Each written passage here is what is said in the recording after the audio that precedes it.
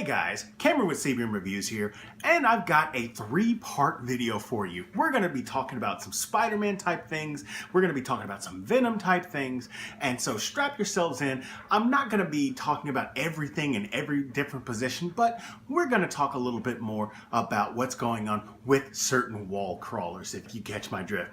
So if you're interested in this kind of thing, if you like videos like this, talking about trailers, talking about movies, comic book related, go ahead and click that subscribe button. And if you don't want to miss any other videos that I have coming out, hit that notification bell. That way you are notified every single time I post a video. So let's start at the beginning. First and foremost though, Venom is coming out this week. And so since it's coming out later on this week, I wanted to kind of have this video be more centralized around the Venom character, the mythos, and Spider-Man in proxy. So the first time that we actually see Venom as a character in the movies, and technically the only time we've seen it, is in Spider-Man 3.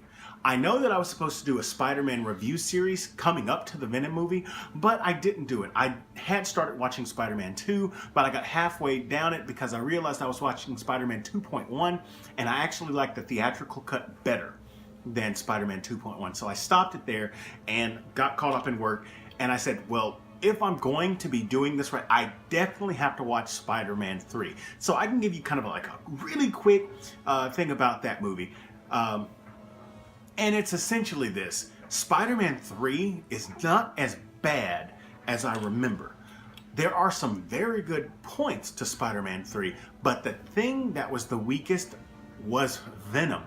And the reason why it was the weakest is because, simply put, Sam Raimi didn't want Venom in the movie. This is pretty much well-known common knowledge. There are a lot of things that happen in this movie that feel like an afterthought. The thing with Harry Osborn becoming the new Goblin and then Flint Marko becoming Sandman, those are all great moments in the movies. They have emotional weight. There's an actual impact to Spider-Man's character and Peter Parker's character. If you just separate the two of them, instead of it affecting one, it does affect both sides.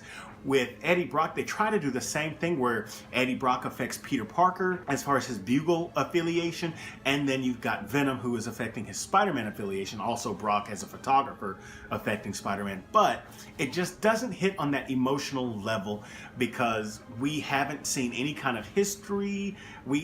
There really wasn't any kind of weight. You can even go ahead and skip the part that Topher Grace was miscast in the role of Eddie Brock and Venom. There wasn't anything there. And then we get to the actual portion of the movie where Venom is coming out, which is like the last 20 minutes of it. And Venom doesn't have that guttural sound, that really deep kind of thing going.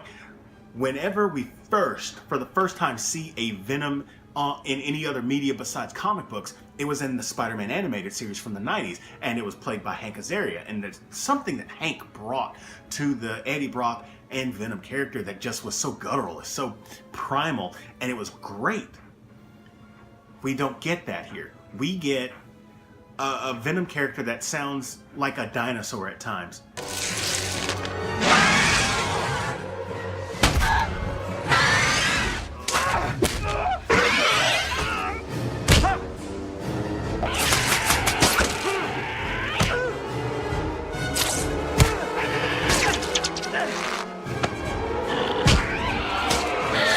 This Venom just really doesn't feel like an authentic representation of what the comic book version was. So now we're upcoming onto this next version of Venom. Coming into this movie, we see something that's more closely related to the comic book version. Eyes, lungs, pancreas, so many snacks, so little time.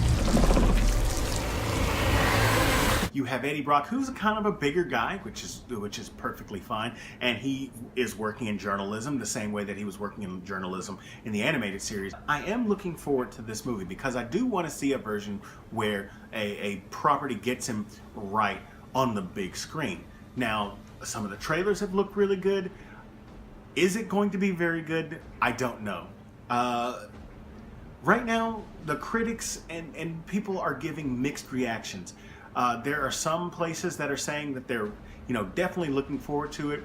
Rotten Tomatoes has got it listed really bad, and there are some people that are comparing it to Catwoman and Fanforstic, which has me incredibly worried. Fortunately, I'm going to keep my mind open and I'm going to watch this without bringing those biases into things. Hopefully that turns out well. But this is not the only news to come out that is web related this week. Spider-Man Into the Spider-Verse dropped a trailer here earlier in the week.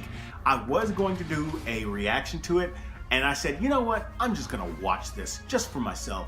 And it was funny, it was great, it showed more, it made me more excited to things. The only thing I didn't like about this trailer is that it seemed to focus more on Peter Parker, and from the first two trailers, we saw something that's more Miles-centric. We've seen plenty of Peter Parker Spider-Man in movies, cartoons, games, television shows. We really haven't seen much of Miles Morales. The only real introduction a lot of other people besides comic book readers have seen of Miles is in the Spider-Man Insomniac game, which dropped last month. Incredible game. I platinumed that sucker.